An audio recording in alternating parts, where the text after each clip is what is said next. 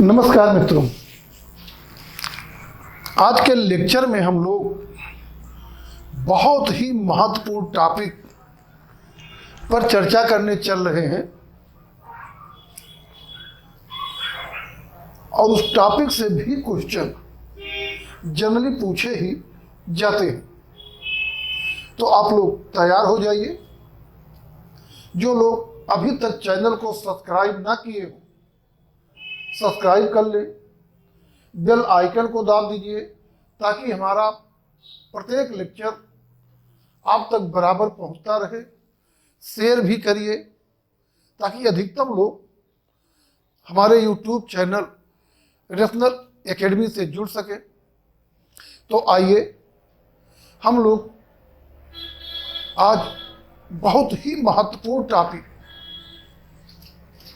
अकबर के काल में चित्रकला का विकास, अकबर के काल में चित्रकला का विकास पर चर्चा करते हैं।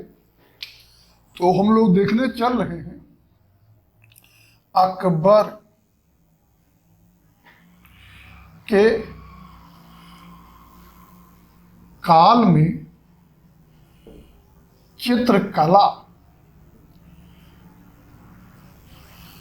अकबर के काल में चित्रकला का विकास, ये हम लोगों की टॉपिक है।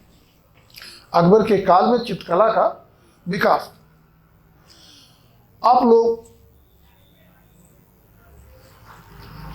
अकबर से विधिवत परिचित हो गए और जैसा कि आप लोगों को मालूम है कि अकबर मुगल कालीन इतिहास में ही नहीं, भारतीय इतिहास में भी अति चर्चित, भारतीय इतिहास में भी अति चर्चित व्यक्तित्व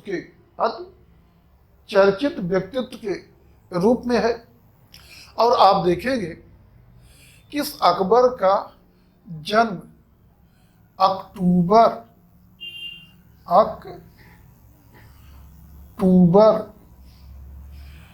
1542 ईस्वी में, अक्टूबर 1542 ईस्वी में सिंध क्षेत्र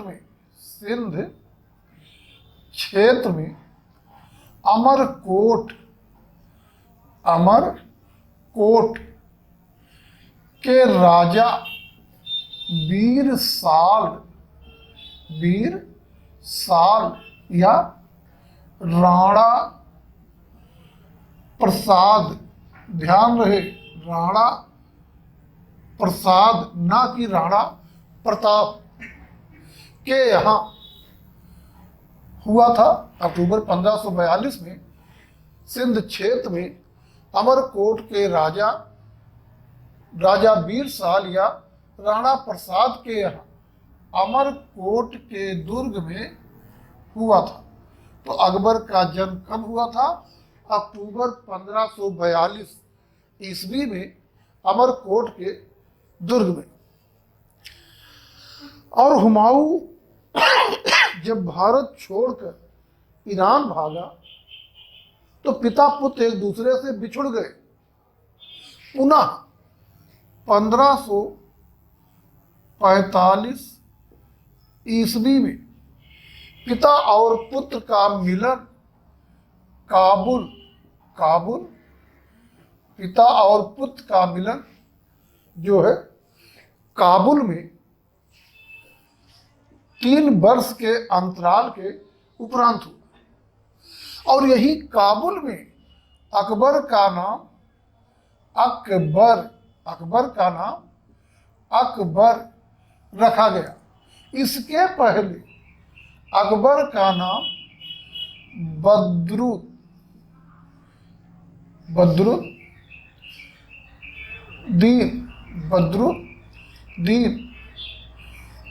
या तोड़ कर लीजिए बद्रुद्दीन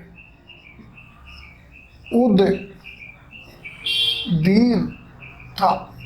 तो पहले अकबर का नाम बदरुद्दीन था और काबुल में अकबर का नाम अकबर रखा गया। अकबर का नाम अकबर रखने के पीछे भी एक कारण है। वास्तव में हुमायूं भागकर जब ईरान गया था और वहां पर ईरान के शाह तहमास्प से मदद प्राप्त कर भारत के का पुनर्विजय कर रहा था, उस समय काबुल पर हुमायूं के भाई कामरान का अधिकार था। कामरान का अधिकार था और अकबर इसी कामरान के नियंत्रण में था। और हुमायूं की तोपें जब काबुल के किले पर गोलाबारी कर रही थी, तब कामरान ने हुमायूं की तोपों की गोलाबारी रोकने के लिए 3 वर्षीय बच्चे अकबर को किले की दीवार पर वहीं लटकवा दिया जहां पर हुमायूं की तोपें गोलाबारी कर रही थी। इस उद्देश्य से कि हुमायूं जब छोटे बच्चे को किले की दीवार से लटका देखेगा तो समझ जाएगा कामरान ने उसके पुत्र को दीवार पर लटकवाया है और वो तोपों की गोलाबारी रोक देगा। लेकिन संयोग से हुमायूं ने देखा नहीं, तोपों की गोलाबारी जारी रही और वो छोटा सा बच्चा वही दीवार पर लटका रहा और अंततः दुर्ग विजित हुआ और उसे वहां से सुरक्षित उतारा गया। और उन तोपों की गोलाबारी के बीच छोटा बच्चा जीवित रहा, ससुरा अंधा बहरा भी नहीं हुआ और इसीलिए उसका नाम यहीं पे रखा गया अकबर, अर्थात महान। अकबर का मतलब होता है महान। तो अकबर का नाम पहले था बद्र-उद-दीन और काबुल में इसका नाम रखा गया अकबर। इस अकबर का पालन पोषण उदार और सहिष्णु वातावरण में हुआ, जिससे अकबर की नीति सभी के प्रति समान व्यवहार अर्थात सुलह ये कुल सभी के प्रति समान व्यवहार अर्थात सुलह ये कुल की नीति बनी। और इस सुलह ये कुल की नीति से अकबर में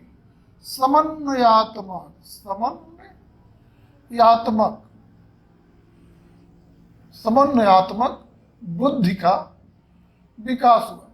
समन्वयात्मक बुद्ध का विकास हुआ और इस समन्वयात्मक बुद्ध ने या समन्वयवादी बुद्ध ने ललित कलाओं और उसमें भी विशेषकर चित्रकला के विकास में 4 चांद लगा दिए। चित्रकला के विकास में 4 चांद लगा दिया और अकबर की इसी नीति पर चलकर चित्रकला अकबर के उत्तराधिकारी जहांगीर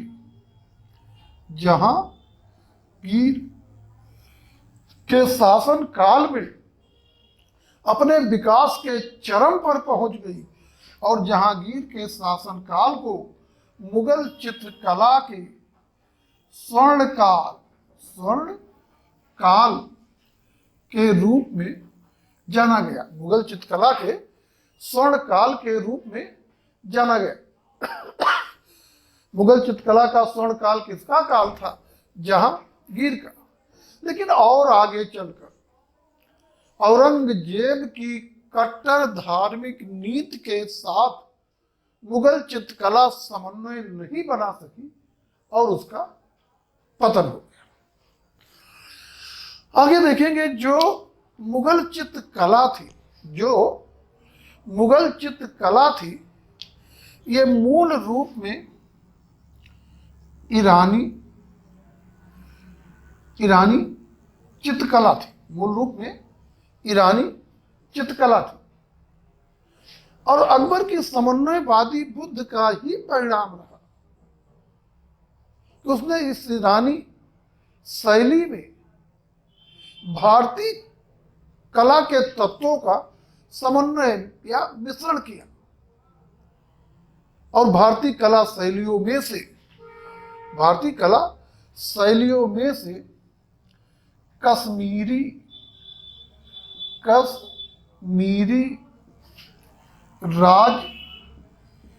राजस्थानी और गुजराती कश्मीरी, राजस्थानी और गुजराती शैलियों ने कश्मीरी, राजस्थानी और गुजराती शैलियों ने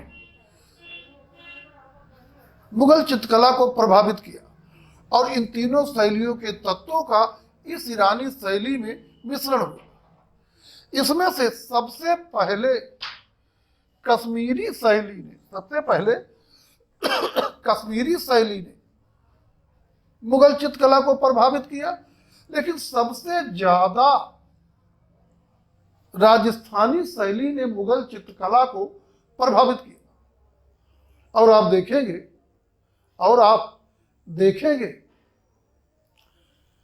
देखेंगे कि मुगल शैली में गहरे लाल, गहरे नीले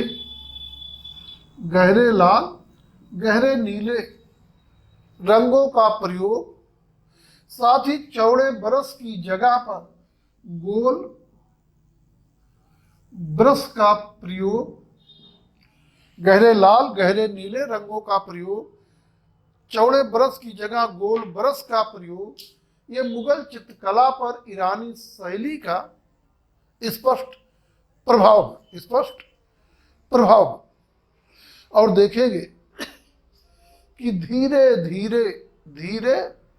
धीरे होगा क्या, ये जो भारतीय प्रभाव है ये प्रधान होते जाएंगे, ईरानी प्रभाव गौण होते जाएंगे। इसीलिए कहा गया है कि अकबर ने राष्ट्रीय चित्रशाला की नींव रखी या अकबर ने राष्ट्रीय कला की नींव रखी।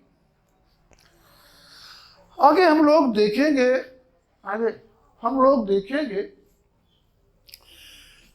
कि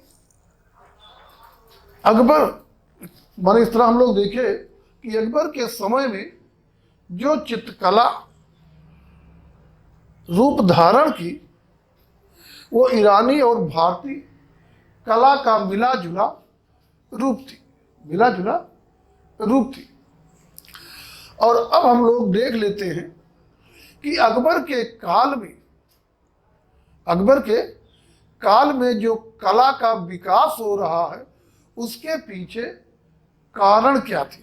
अकबर के काल में कला के विकास के पीछे मुख्य कारण क्या थे, तो आइए हम लोग देख लेते हैं अकबर के समय में कला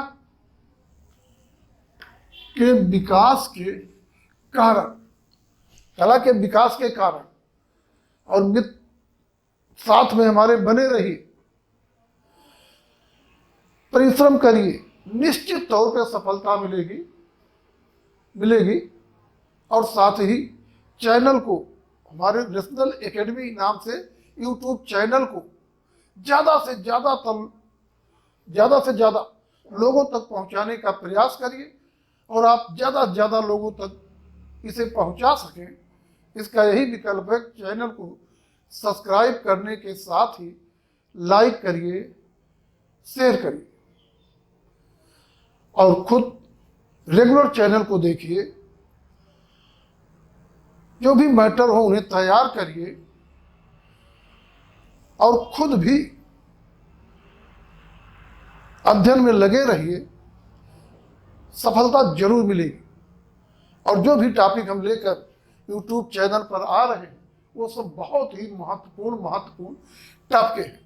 तो हम लोग देखने चल रहे अकबर के समय में चित्रकला चित्रकला के विकास के कारण कारण तो अकबर के समय में चित्रकला के विकास क्यों हुआ, इसके पीछे आप बहुत से कारण गिना सकते हैं। एक तो आप यही कहेंगे कि अकबर ने शांति एवं सुखद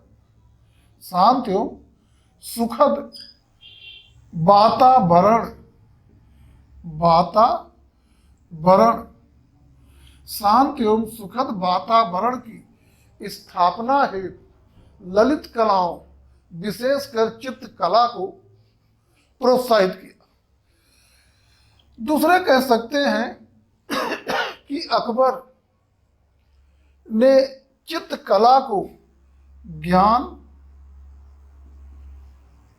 एवं मनोरंजन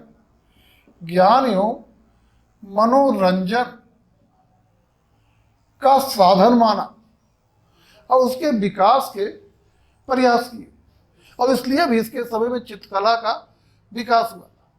तो अकबर ने चित्रकला को क्या माना, ज्ञान और मनोरंजन का साधन। बहुत महत्वपूर्ण है मित्र कि अकबर के द्वारा चित्रकला को ज्ञान और मनोरंजन का साधन माना गया। साथ ही अकबर का चित्रकला प्रेम भी अकबर के काल में चित्रकला के विकास का कारण बना। अकबर चित्रकला में रुचि रखता था, चित्रकला प्रेमी था। इस बात की पुष्टि अकबर के दरबारी विद्वान अबुल फजल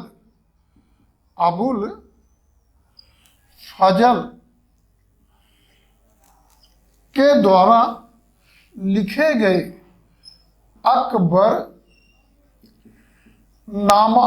अबुल फजल द्वारा लिखे गए अकबरनामा या आईने अकबरी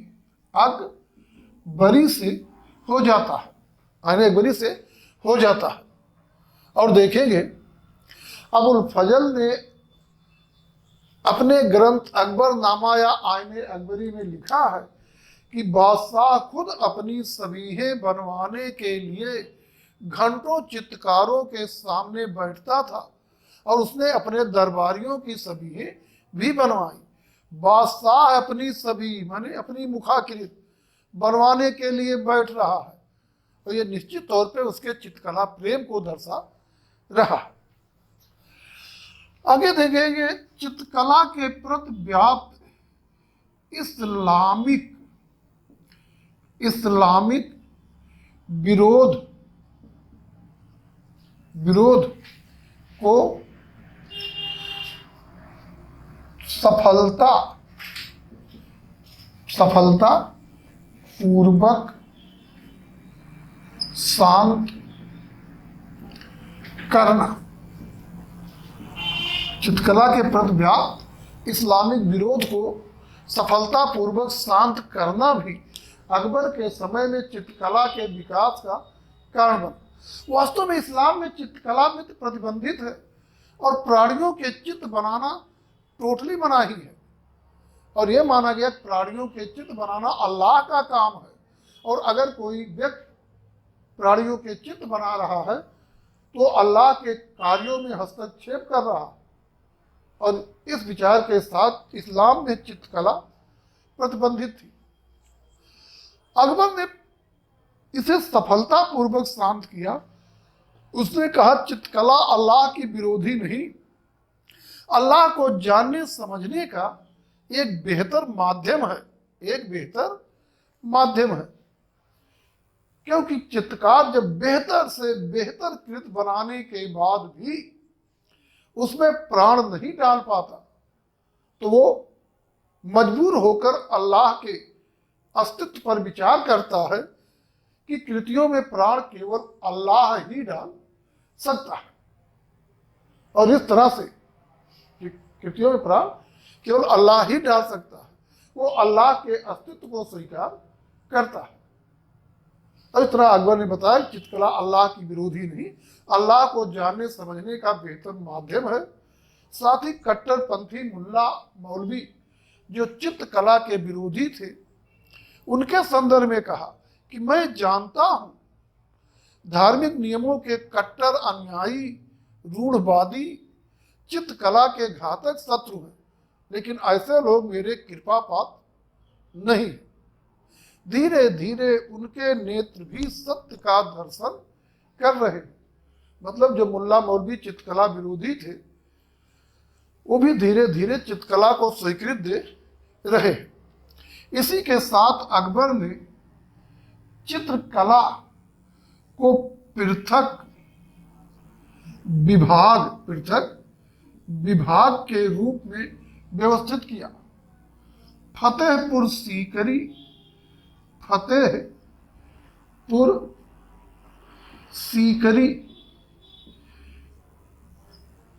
में शाही चित्रशाला, फतेहपुर सीकरी में शाही चित्रशाला की स्थापना की और चित्रकला विभाग तथा फतेहपुर सीकरी स्थित शाही चित्रशाला, इन दोनों का प्रधान या अध्यक्ष अर्थात दरोगा। ध्यान रहे मित्र, मुगल काल में चित्रशाला के प्रधान को दरोगा कहा जाता था। तो चित्रकला विभाग और फतेहपुर सीकरी स्थित चित्रशाला दोनों का प्रधान या अध्यक्ष या दरोगा अब्द समद को नियुक्त किया। और यही सब कारण रहे अकबर के काल में चित्रकला के विकास के, और इन कारणों से ही अकबर के समय में चित्रकला का विकास हुआ। उसे एक मजबूत आधार मिला और उसी आधार पर आगे जहांगीर के काल में चित्रकला विकास के चरम पर पहुंची। चित्रकला विकास के चरम पर पहुंची। और इस लेक्चर में मित्र इतना ही। और आपसे फिर मेरा अनुरोध है कि आप रेफनल एकेडमी नामक अपने YouTube चैनल को ज़्यादा से ज़्यादा लोगों तक पहुंचाइए। धन्यवाद।